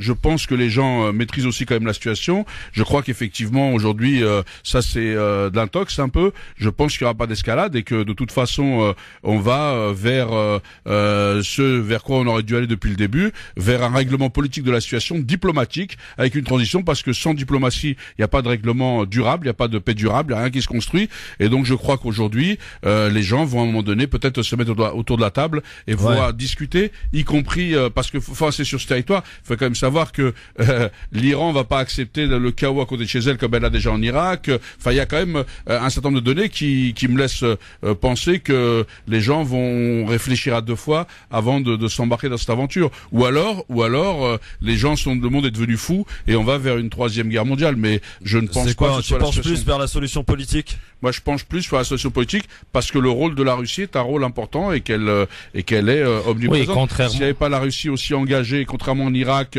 en Libye où il y avait personne qui était engagé, je pense que l'engagement de la Russie qui est revenu, parce qu'à l'époque elle était un peu mal en point, la Russie qui revient, qu'on l'aime ou qu'on n'aime pas, la Russie qui revient sur la scène internationale, c'est faire entendre une autre voix. Et un démocrate ne peut pas dénoncer le fait qu'il y ait d'autres voix qui s'expriment. Je pense que moi, comme le disait, il y avait quelqu'un qui disait, je me battrais pour que les gens puissent exprimer leur point de vue. À partir du moment où ils ne méprisent pas la vie humaine, où on déverse pas un lot d'insécurité et de haine comme le font les fascistes, mais tant qu'on n'est pas fasciste, les gens ont le droit d'exprimer la fachosphère, les gens ont le droit d'exprimer leur point de vue, et je trouve que c'est plutôt une bonne chose. Après, on peut être pas d'accord, mais au moins ça crée le débat. Alors, avant de t'écouter, Sofiane, Jean-Marc, peut-être sur cette question, après le 8e veto russe, donc se dirige-t-on vers une escalade de la violence ou vers une solution politique en Syrie, d'après toi? Je pense qu'on sera forcément dans une solution politique à un moment donné, puisqu'il y a certaines tentatives qui ont été faites par les Américains. On n'a pas parlé des différents missiles, paraît-il, qu'ils auraient lancés, qui auraient été interceptés par les Russes. Donc les Russes ne vont pas laisser faire les choses, et non plus ni l'Iran. Donc je pense qu'on sera amené à avoir une solution politique et dans l'intérêt de tous. Sofiane? Oui, nous on est en face d'un nouveau président américain, Donald Trump, qui n'est pas vraiment, qui ne vient pas de la classe politique habituelle aux États-Unis. C'est un homme d'affaires. Ouais. C'est un homme d'affaires. C'était un propriétaire de casino, c'est-à-dire il joue au poker. Est-ce qu'il fait la politique comme il a géré ses affaires? Surtout un promoteur. Et en même temps, voilà, il avait plein de business. Il a fait surtout dans les pays arabes, a priori, à ce que j'ai entendu. Oui, il a fait fortune dans les pays arabes. Très gros, l'un des promoteurs les plus importants des États-Unis. Voilà, et maintenant qui a fait faillite plusieurs fois, ce qu'on dit pas. Et qu'il a réussi en même temps, il a su rebondir en même temps. Oui, bien sûr, en prenant les banques en otage. Ça, c'est autre chose. Les Rothschild et les Rockefeller, ils prennent pas que Trump en otage, mais... La condition sine qua non pour pouvoir recommencer l'activité, pour rembourser les banques, c'était qu'il le prêtait de nouveau. Voilà. Après, maintenant, il est élu, il est à la tête de la Maison Blanche, ce qui n'a pas plu à beaucoup de gens. Mais aujourd'hui, il est à la tête de la Maison Blanche. Il peut nous mener vers une troisième guerre mondiale, comme il peut nous mener vers une paix globale où il y a un nouvel... Tu penses faire quoi, Sofiane? Solution politique? Personne ne peut savoir. Maintenant, quand je vois... Mais d'après les analyses, personne ne peut savoir parce qu'on n'a pas vraiment, on n'a pas tout. Là, tu fais du Macron, là, Sofiane. Non, mais... arrête. non, mais moi je parle, voilà, moi j'essaye pas de donner une analyse après pour être contré tout de suite après. Maintenant, on sait que Donald Trump, il a bombardé, mais avant de bombarder, il a averti les Russes 20 minutes avant. C'est qu'il a voulu lancer un message sur le plan interne. Il est vraiment en difficulté sur le plan interne. On avait le général Flynn qui avait démissionné un mois après ça, après être mis au Conseil de sécurité, voilà, au Conseil national de sécurité. On a vu des affaires qui sont ressorties comme quoi qu'il y avait vraiment des contacts avec la Russie avant. Est-ce qu'il a envoyé ce message pour montrer à l'intérieur qu'il est pro-russe et qu'il n'est pas aussi pro-russe qu'on a voulu dire? Je sais pas, personne ne peut savoir. Hein. Et quand derrière tout ça, il faut se poser la question, est-ce qu'aussi il ne cherchait pas à faire avancer, à asseoir le lobbying des marchands d'armes qui sont derrière lui et qui ont financé sa campagne? Mais voilà, après avec cette frappe, on n'assure pas encore que l'Arabie Saoudite vient d'investir 200 milliards pour la reconstruction ou bien dans l'économie américaine. Alors on va prendre l'avis de Méziane qui est avec nous au standard. Salut Méziane. Oui, salut, salam alaikum. Salut Méziane, bienvenue. Alors pour cette question en particulier, Méziane, c'est quoi ton avis? Moi, je crois que la troisième guerre mondiale, elle est commencée. Hein. À basse intensité, ouais. Je crois qu'elle est commencée et que d'une certaine façon, bien entendu, ils jouent un peu à se faire peur les uns les autres, mais à force de jouer, il arrivera un moment, fatalement, il y aura un clash extraordinaire, puisque les Américains sont un peu fiers et les Russes ne sont pas prêts à se laisser faire, et les Chinois non plus. Donc je crois que les Chinois avec les Russes vont s'associer pour casser la gueule aux Américains, parce que ça fait tellement longtemps qu'ils sont les gendarmes du monde. C'est chaud, hein. Et il va falloir que nous, les Arabes, on s'associe avec les Russes, parce que les Américains, ce sont comment on appelle ça, les esclavagistes, et ce sont ceux qui ont foutu la merde au Proche-Orient, et que tous les Arabes on paye les frais, malheureusement, les musulmans en général, même les chrétiens. Et je crois qu'il est grand temps que les Chinois, les Russes et les Arabes se mettre d'accord pour casser la gueule une bonne fois pour toutes aux Américains. Bon, Méziane, merci. Vous avez-vous c'est un peu, un peu simpliste, mais bon. Le souci, c'est que l'Amérique est très loin de tout ça. Donc ça se passe aux portes de la Russie, aux portes de l'Iran, mais surtout que le Donald Trump et que l'Amérique est à 8000 km de tous ces lieux, voire 10. Surtout que Monsieur Trump a été élu sur un programme qui est à l'opposé de ce qu'il est en train d'appliquer aujourd'hui. Il a été élu sur l'isolationnisme américain. Alors c'est un homme qui s'est averti. Voilà, l'interventionnisme. Voilà, lui qu'il avait. Ça montre bien. Voilà, ça montre bien qu'il y a un État profond, qu'il y a un contre-pouvoir aux États-Unis, qui l'a emporté. Est-ce que c'est pour ça que je reste un peu dubitatif un peu et voir et attendre les faits qui vont suivre ces événements. Parce qu'on voit l'État profond américain qui lui a sorti des affaires. Subitement, Monsieur Trump, la veille, nous disait qu'il n'y a pas de solution sans la présence de Bachar el-Assad. Et 3 jours après, on a l'attaque de Khan Shaykhun, c'est-à-dire l'attaque chimique. Et tout de suite après, il envoie 59 missiles Tomahawk en Syrie. Après, on a entendu, comme quoi il y a une guerre électronique. Après l'électromagnétique, il y avait seulement 26 qui ont atterri. Bref, après ce détail, on y vite. Mais, juste pour les États-Unis d'Amérique, Donald Trump n'était pas élu pour ce programme. C'est-à-dire mettre le peuple américain responsable des dérives de leurs dirigeants est vraiment à l'opposé de ce qu'on devrait faire. Sauf qu'il n'était pas dans les arcanes de la politique, dans les arcanes du pouvoir. Et d'autre part, il faut savoir que le président américain a un super pouvoir que n'ont pas les autres présidents. Le président américain peut déclencher une guerre à lui tout seul sans avoir l'avis du Congrès. Oui, effectivement, c'est la réalité, mais sauf qu'effectivement, c'est vrai que là, on voit bien quand même qu'aux États-Unis, les lobbies sont quand même beaucoup plus forts que les programmes des présidents. On voit bien quand même qu'il y a une certaine continuité mais au-delà de ça, je pense que quand les gens disent il faudrait que les pays se mettent d'accord pour attaquer tout ça, non, je pense qu'il faut surtout que les pays se mettent d'accord, que ce soit la Chine, la Russie, etc., pour qu'il y ait plus que que ne soit pas que les Américains qui jouent les gendarmes, mais bien qu'il y ait effectivement aujourd'hui autour de la table plusieurs pays qui peuvent apporter aussi un équilibre. Parce que le problème, c'est que quand c'est des décisions qui deviennent que unilatérales, ça pose un réel problème. Et l'Irak est le meilleur exemple. Et l'Irak en a été un très bon exemple. D'ailleurs, c'est vrai que quand on nous avait dit qu'il y avait des armes massives, on nous avait présenté l'Irak comme la 5e armée du monde.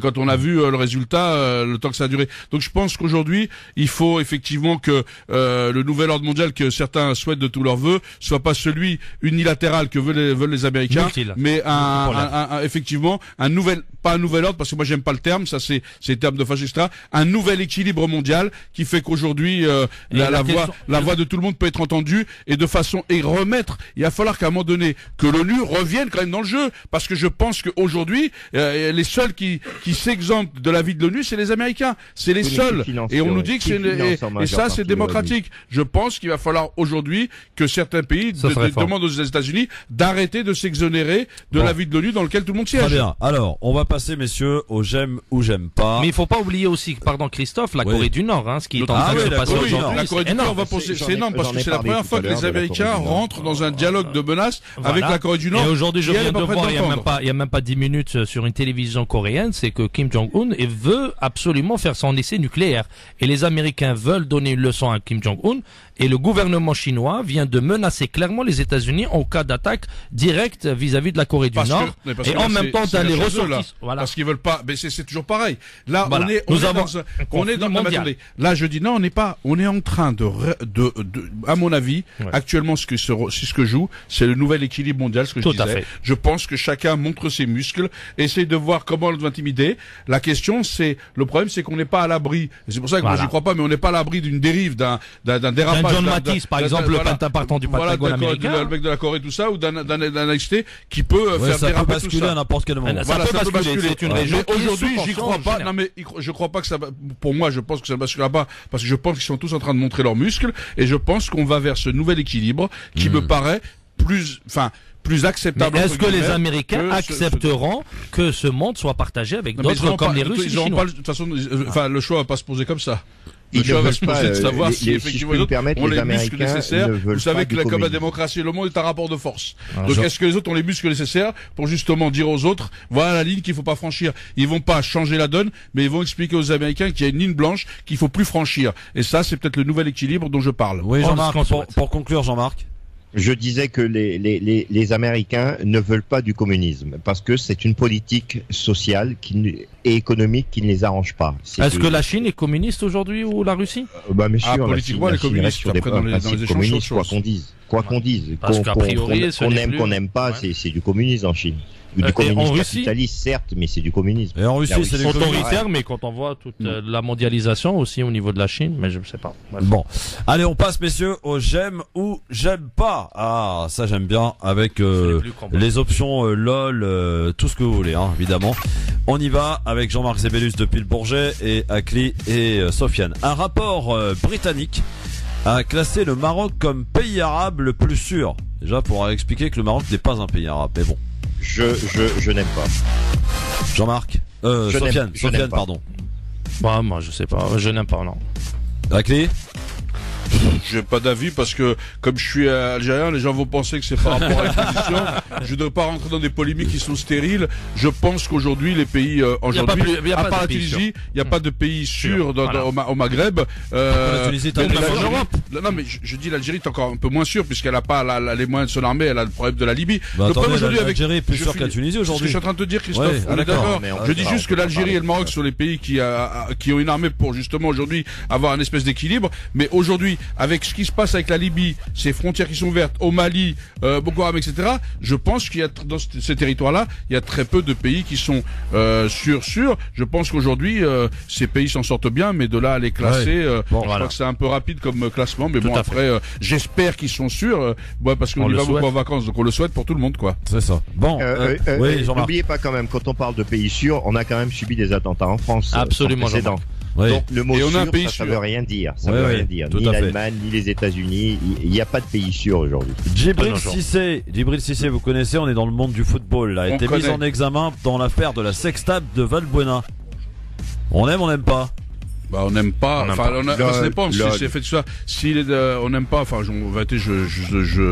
sais pas parce que si on dit on n'aime pas, est-ce qu'on n'aime pas que ça soit mis en examen ou est-ce qu'on n'aime pas le fait que les mecs essayent de soustraire de l'argent à d'autres? C'est ça la question. Sofiane?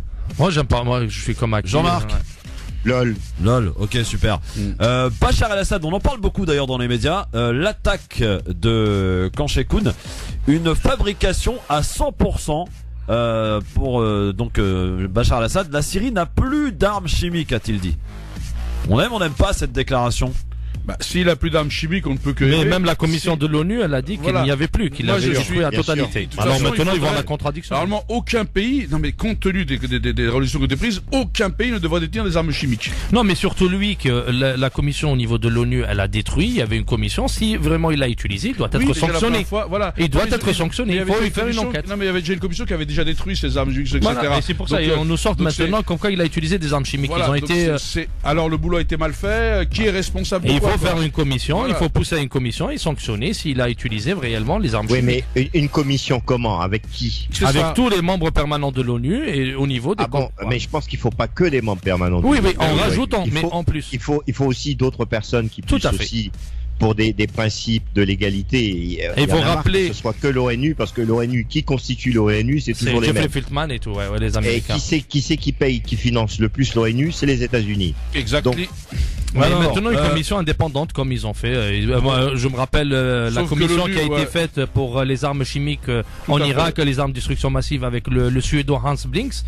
Il a tenu quand même. Il a rendu un rapport qui était assez objectif, même si ça a été au niveau de l'ONU. Je pense que l'ONU ça dépend des personnes qui sont. Voilà, ça dépend de qui est nommé parce qu'à l'ONU, tout le monde y est, même les membres permanents, il y a des gens quand même comme la Suède, etc.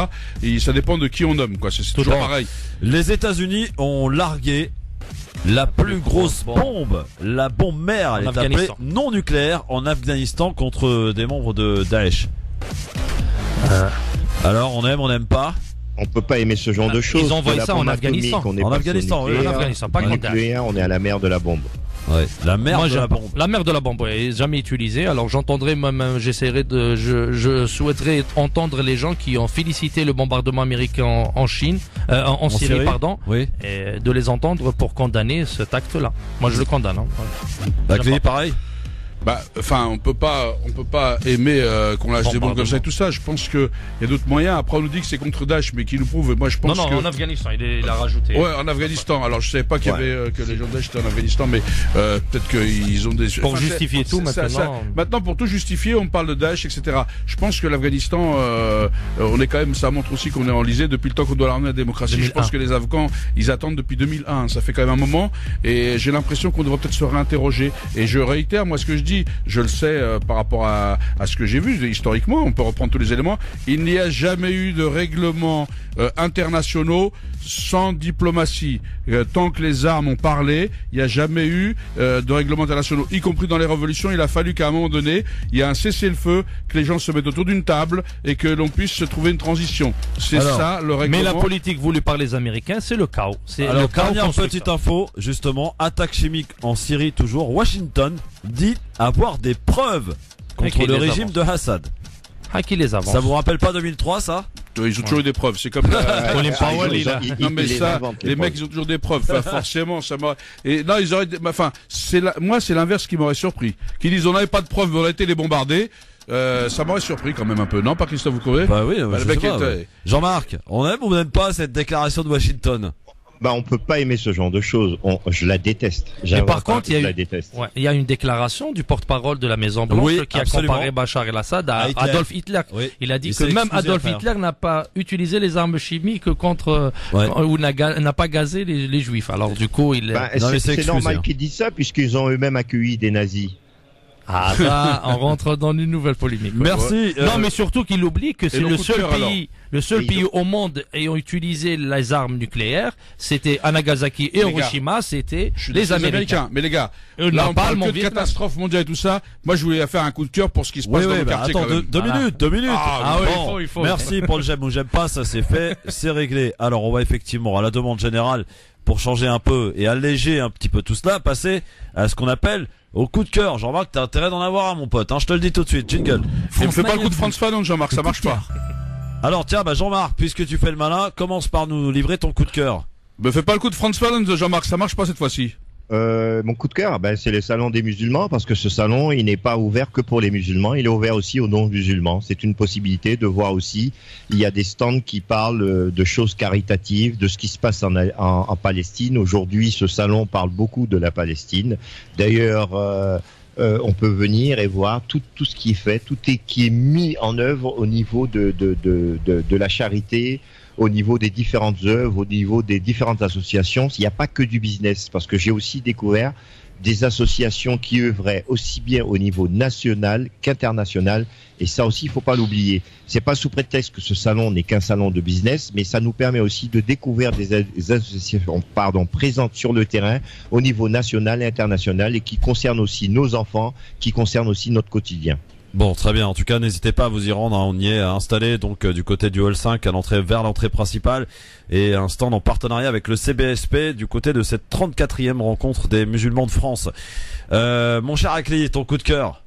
Alors mon coup de cœur va à Omar Kadouch qui a repris un petit club qui s'appelle Azivo à Marseille, et qui a fait de ce petit club un club d'ailleurs toujours de quartier, qui a progressé, qui a réussi à avoir des équipes partout, qui a des seniors, un travail fabuleux. Moi j'ai été plusieurs fois accueilli avec les familles, les parents, etc. Vraiment un travail citoyen à travers le sport, et beaucoup de convivialité, beaucoup d'ailleurs j'ai pu croiser l'entraîneur de l'équipe de Palestine, il a un maillot dédicacé, donc voilà, donc il y avait vraiment une vie autour de ce club, et ils viennent de signer une convention avec l'OM pour justement travailler avec eux en partenariat pour les jeunes pousses et talents, donc avoir un peu de moyens, même si c'est minime, mais en tous les cas je trouve que c'est dans cette morosité ambiante, ça montre qu'il y a des gens quand même qui continuent sur les quartiers avec nos enfants à faire un travail social, citoyen, d'accompagnement, et pour leur permettre aussi de vivre leurs rêves, parce qu'il y a des gamins qui aiment le sport, qui aiment le ballon, qui aiment d'autres sports, et c'est vrai que souvent c'est compliqué d'avoir des licences et tout, et là il y a un club proche de chez eux, il y a un travail avec les parents qui sont engagés, les mamans, les papas, vraiment il y a un comité des fêtes dans le club, enfin vraiment c'est toute une vie de quartier autour de ce club. Très bien. Sofiane? Moi, je vais revenir aux élections présidentielles, et je voulais faire un coup de cœur à la campagne faite par monsieur François Asselineau.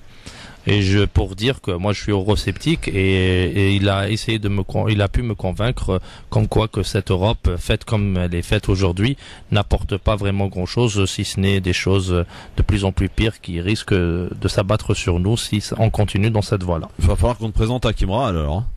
Parce que ils vont bien s'entendre, je pense. Il est eurosceptique, il est sceptique de l'euro, mais le problème c'est que la peur n'avait jamais évité le danger. Donc j'aime bien les eurosceptiques, je les adore moi. Mais à l'arrivée, c'est qu'est-ce qu'il propose comme autre modèle. Mais il a parlé du fond. Voilà, il propose de sortir et de revenir à l'État-nation française. On revient à l'État-nation avec le franc qui flotte et qui continue à descendre et qui nous fait, qui nous balade dans l'économie avec la zone d'incertitude. C'est-à-dire que les gars, pour nous éviter le mur, ils veulent nous faire entrer dans la zone de turbulence. C'est pas mal comme programme. Et nous ne sommes pas une île. Hein. L'Angleterre, c'est une île. Nous, on n'est pas une île, quoi. Non, mais il ne veut pas déménager en même temps. Nous, on a l'île, c'est dans le nord, hein, mais on perd pas le nord, hein. Ils ont cru que l'île, c'était l'île Maurice. Enfin, vous perdez pas le nord, pardon, mais au Parti Socialiste, on est quand même pas mal perdu, hein. Je veux dire, nous on a une île, l'île de France, c'est pas une île ça, donc c'est peut-être pour ça. Non, ça s'appelle plus l'île de France, ça s'appelle plus l'île de France. L'île Saint-Louis, on a l'île de France. Moi je dis juste que la campagne de François Asselineau a permis de débattre de sujets de fond, c'est-à-dire sur l'euro, et d'éviter de ne pas parler que des musulmans ou de l'islam comme supposaient certains que cette campagne allait se baser sur la... Moi, mon coup de cœur, ça aurait pu être, Christophe, mon coup de cœur, ça aurait pu être franchement pour, même si c'est pas maintenant, c'était parce qu'il proposait un Mestri, c'était pour Philippe Poutou, roi du punchline. Parce que lui, là quand tu parles à Asselineau, si tu me dis Philippe Poutou, il a mis de l'ambiance dans le débat à 11, eh ben oui, il a mis, parce qu'il a enquillé Fillon et il a enquillé Le Pen, eh ben c'est vrai qu'il a mis l'ambiance. Donc si vous savez pas quoi faire dans vos soirées, vous avez peur de vous ennuyer, invitez Philippe, l'ambiance est garantie. Bon, allez, dans un instant, Libertad, messieurs, dames, vous allez pouvoir tacler Jean-Marc et Akli, là, ceux qui sont des pro-socialistes à mort, là. 01 40 33 9000. 01 40 33 9000. Non, mais faut assumer, les gars, au bout d'un moment. J'assume plus qu'assumer, moi j'assume à fond. Et vous pouvez aussi tacler notre ami Sofiane, qui est un pro Asselineau, comme un Kimral. Ouais, c'est très diversifié. Allez-y, lâchez-vous. Ou pour nous donner votre propre point de vue, c'est les minutes Libertad. Vous allez pouvoir nous appeler au 01 40 33 9000. Est-ce qu'il fait bon au salon, Jean-Marc? Ça, il fait pas froid? Magnifique, il y a un soleil, il fait bon, il y a le monde qui commence à arriver. Vraiment, on est bien. Il y a beaucoup de non-musulmans également, aussi bien que des musulmans. Bah oui, ils ont des affaires à faire. Hein. Les musulmans, c'est connu. On les aime bien quand il y a des affaires à faire. Non, mais il y a un côté vraiment caritatif qui est vachement important. Oui, un peu beaucoup d'ailleurs. La dernière fois que j'ai été allé à tous les coins de rue, on te demande de l'argent. Donc c'est vraiment que les musulmans sont devenus des portefeuilles ambulants. On présente les projets, on présente ce qu'on a fait avec l'argent qu'on a récolté. C'est quand même pas mal. Oui, absolument. Jean-Marc, ne bouge pas. Dans un instant, tu vas en prendre plein ta tête. J'en suis certain même. À tout de suite. Mais avec grand plaisir, j'ai mon Mélomprane. À tout de suite. Libertad, messieurs, dames. Ah, la liberté, c'est bon, ça a du bon, en tout cas, sur France Pagade 2, tous les jours dans cette émission du Grand Forum avec monsieur Sofiane Lakhdari, toujours ici présent, monsieur Akli Melouli aussi. Faudra pas remettre 3 semaines avant de revenir, les gars, quand même, hein. Enfin, 3 semaines. Non, jamais, nous, on est là tous les 6 mois. Voilà, c'est ça, oui, c'est ça. Jean-Marc Zébélus, est-ce qu'il est là, lui? Bien sûr que je suis là. Ah, très bien, très bien. T'as pris ton Doliprane, tout va bien? Non, mais mon Mélenchon-Prane. Ouais, c'est ça, allez. Tiens, tu sais ce que tu mérites? Voilà, c'est pour toi, ça, c'est cadeau. Allez, en direction le standard, 01 40 33 9000. Allô, bonsoir. Je n'ai que de l'amour pour toi. Allô, bonsoir.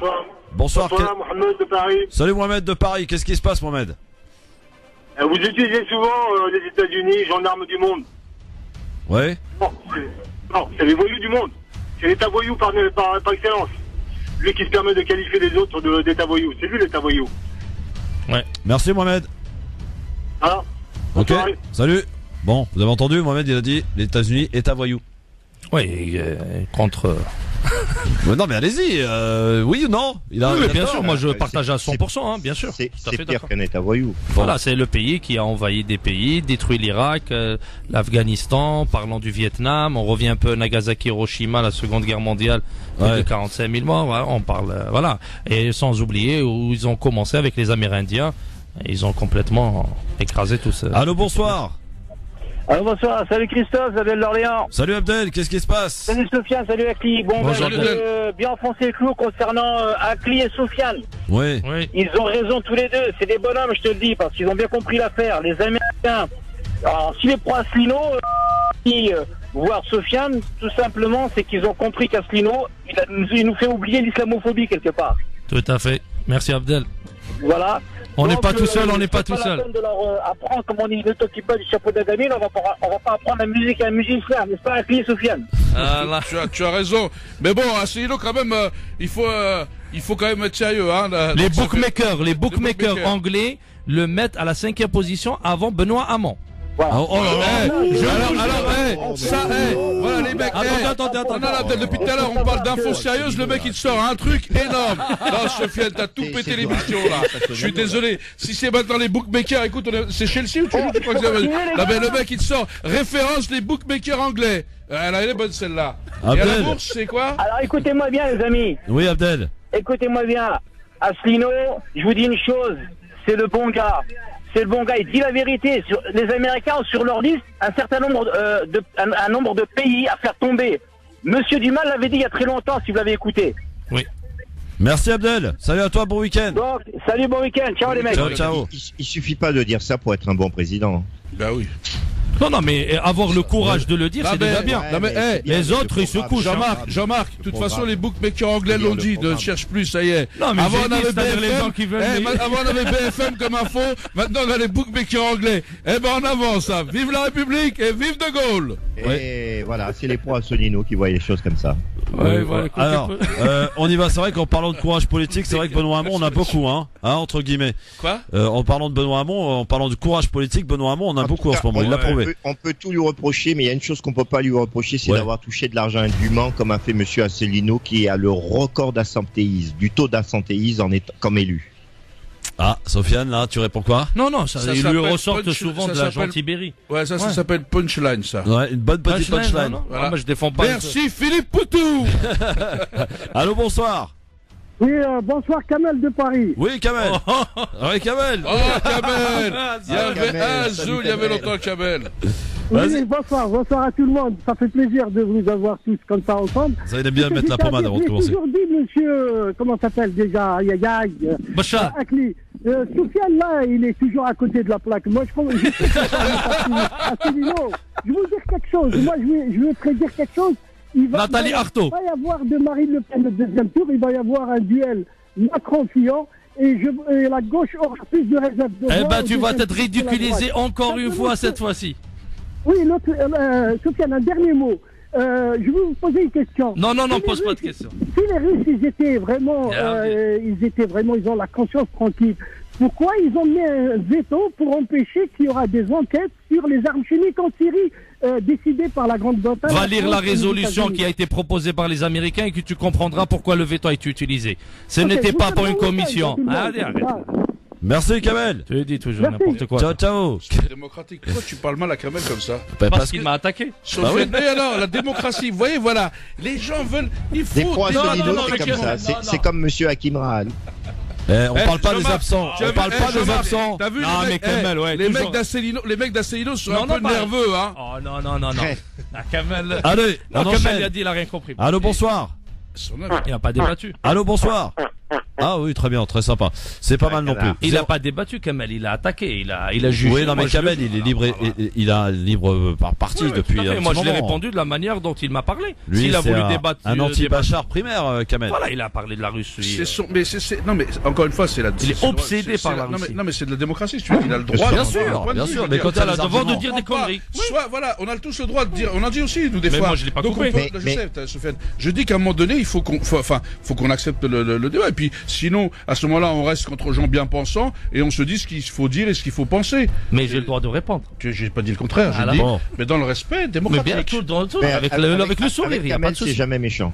Jean-Marc, jamais méchant. Mais ce fait n'est pas méchant. Juste, il est Asselineau, c'est ça le problème. Et en plus, il est cornaqué par les bookmakers anglais. C'est énorme. C'est comme un certain animateur que j'aime beaucoup, qui est un très très bon animateur, vraiment. Et à ce niveau-là, on peut rien dire. C'est un homme parfait, sauf qu'il a un défaut, c'est qu'il vote Mélenchon. Allô, bonsoir. Allô, bonsoir. Oui, bonsoir Christophe, c'est Rabat. Bonsoir Rabat. Bonsoir Rabat. Sur scène. Oui, écoutez, je suis désolé, mais moi aussi, désolé pour certains, et heureux d'en convenir avec d'autres.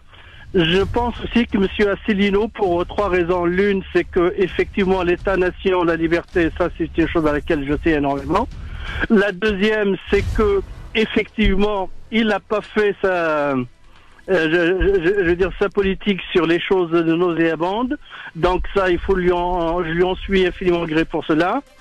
Et enfin, sortir de l'OTAN, c'est quelque chose qui pourrait aussi régler pas mal de trucs. Je pense que la France est un grand pays pour sortir et rester une grande personne. Voilà. Merci Rabat, merci voilà. Merci à toi, Si Rabat. je peux rajouter quelque chose, Christophe, il a dit qu'il faisait beaucoup de selfies et que par conséquent, il avait plus de chances de dépasser les 5%, vu le nombre de selfies qu'on lui réclamait, notamment à Bordeaux, un peu partout. Monsieur Asselineau a tenu ce propos. Bon, très bien. Il a parlé de Orly, si ça. Mais de toute façon, oui, peut-être qu'il peut dépasser les 5%, mais bon, on y croit. Non, mais il a fait allusion aux médias. En tous les cas, c'est vrai que il peut peut-être même dépasser Benoît Hamon, on sait jamais. Vu le score du Parti socialiste en ce moment. Les gens qui veulent parier, qui parient. Hein. Ouais. Christophe, s'il dépasse les 5, je t'invite dans le plus grand restaurant Hellel de Paris. Voilà, les choses sérieuses commencent à. Voilà, ça c'est bon. Ça c'est bon. Et si Benoît Hamon fait plus que 10%, c'est la merde. Il risque. Mais là, t'es gentil, Jean-Marc, hein, tu prends pas beaucoup de risques. Hein. Oh, bah si, quand même. Évidemment. S'il fait 2%, s'il arrive à 1 ou 2%, est-ce que tu l'invites dans un restaurant? Non, mais peut-être pas. Et je pourrais dire à Sofiane de faire attention parce qu'il sera obligé de participer au Asselineau-ton car il n'aurait pas suffisamment de voix pour se faire rembourser sa campagne électorale. Mais lui, il cherche pas à se faire rembourser. Hein. Il a les voilà. Bon, allez, on prend un dernier auditeur. Allô, bonsoir. Ah, ça a raccroché. 01 40 33 9000, un petit dernier là, on va pas partir en week-end comme ça. 01 40 33 9000. Bon, bah, c'est bien, il y a un resto de prévu. Allô, bonsoir. Bonsoir Christophe. Bonsoir, prénom et ville d'appel. Saïd de Paris. Salut Saïd, qu'est-ce qui se passe? Alors, juste intervenir à votre sujet. Ouais, concernant les politiques, mon avis c'est que je suis à l'antenne. Oui, mais t'es à l'antenne là, on est en plein Libertad, vas-y. Ah ok. Bah, ce que je reproche à la majorité des politiques, c'est qu'ils ont la politique comme profession. Comme quoi, j'ai pas compris. Comme profession, chez les politiques. Ça devient une profession chez eux. D'accord. Merci Saïd, merci à toi. Et bien voilà, c'est terminé pour les minutes Libertad, mon cher ami Akli, à très vite. À très vite, mon cher Christophe. Et toujours un plaisir de te retrouver parce que il y a l'émission à la radio et le plaisir de retrouver Christophe, notre Amazir préféré. C'est bien, je suis Amazir, je suis Mélenchon, je suis moi, chaque fois que je viens, je le dis aux gens. J'ai toujours le plaisir d'être accueilli par Christophe à la porte de la radio, avec un grand Azul Agma, et ça vaut tous les messages du monde. Voilà. Bon, bah merci beaucoup Akli, à très bientôt. à tes minutes. Sofiane, merci beaucoup, à très bientôt, Inch'Allah. Jean-Marc, bon Bourget alors. Bon Bourget, Jean-Marc. Christophe, ça fait un plaisir de retrouver Akli et je connaissais pas aussi Sofiane, de partager ce moment avec eux ainsi qu'à tous les auditeurs. Et je les invite à venir voir le Bourget car qu'il n'y a pas que du business. Oui. Venir à ce salon est ouvert aussi même aux non-musulmans. Oui, Jean-Marc, moi je ne suis pas un politique de salon, excuse-moi. Mais c'est un plaisir de te retrouver, mon ami. Nous sommes toujours dans la diversité et nous partageons la même idéologie. Bon, c'est bien, il s'en est bien sorti. On retrouvera d'ailleurs le Bourget dans une petite demi-heure maintenant avec Samir Abslam en direct pour parler islam. Merci beaucoup Jean-Marc, tu salueras Tarek parce qu'il nous a un peu abandonné un coup. Il est très sollicité. Il fait la star. Tu dis que désolé que ce soit pas assez bien là pour qu'il reste avec nous quoi. Est-ce qu'il est en train de commencer le radioton pour Asselineau? Il y en a qui travaillent, vous savez, aussi en sous-marin. Hein. On voit pas ce qu'ils font, mais ils travaillent. Oui, mais nous on travaille pas en sous-marin. Nous on n'est pas des gens qui se cachent. On se cache pas. Nous, on agit, mon vieux. Une star comme toi, Christophe, tu dois toujours être dans la lumière. Exactement. Et quand ta lumière s'éteint, ben la star s'en va. Salut Jean-Marc, à bientôt. Merci. Ciao. Dans quelques minutes, évidemment, le Bourget, on les retrouve pour l'heure. Le rappel de l'actualité sur France Maghreb 2, c'est avec Marine Garel dans un instant. Amar pour l'éphéméride. Bonne soirée à tous. Bonsoir Marine. Bonjour à tous. Politique et à une semaine du premier tour des élections présidentielles, seuls 68% des inscrits sur les listes électorales se disent certains d'aller voter. Selon un sondage publié aujourd'hui, un peu partout en France, des initiatives fleurissent pour encourager les citoyens à se déplacer. Et puis l'élection présidentielle qui est plus incertaine que jamais. Selon un sondage publié ce matin par Le Monde, Emmanuel Macron 22%, Marine Le Pen 22%, Jean-Luc Mélenchon 20% et François Fillon 19% sont au coude à coude dans les intentions de vote. Politique toujours, concernant la demande de levée de son immunité parlementaire par la justice. Marine Le Pen répond que c'est normal, c'est la procédure classique. Le calendrier judiciaire dans cette campagne électorale n'est pas tout à fait neutre, estime à nouveau l'eurodéputé Front National Louis Alliot. À l'étranger, Pyongyang promet une réponse sans pitié à toute provocation américaine, selon l'agence de presse officielle de la Corée du Nord, soupçonnée de vouloir mener ce week-end un essai nucléaire. Citant la récente frappe américaine en Syrie, l'agence de presse officielle estime que l'administration de Donald Trump est entrée dans l'ère des menaces ouvertes et du chantage contre la Corée du Nord. Et par ailleurs, les vols de la compagnie aérienne publique Air China entre Pékin et Pyongyang seront suspendus à partir de lundi. Un peu plus tôt, la Chine a averti qu'un conflit pouvait éclater à tout moment en Corée du Nord. La Russie tape du poing sur la table concernant l'enquête sur l'attaque chimique menée en Syrie. Le chef de la diplomatie russe souhaite que l'Organisation pour l'interdiction des armes chimiques enquête sur place et non à distance. Avec l'aide d'experts américains et russes, le régime syrien nie toujours être à l'origine de cette attaque. Sport, football, Ligue 1, la 33e journée du championnat dès ce soir. À 20h45, le PSG est en déplacement à Angers. France Maghreb 2, service, info, musique, divertissement. France Maghreb 2. France Maghreb 2.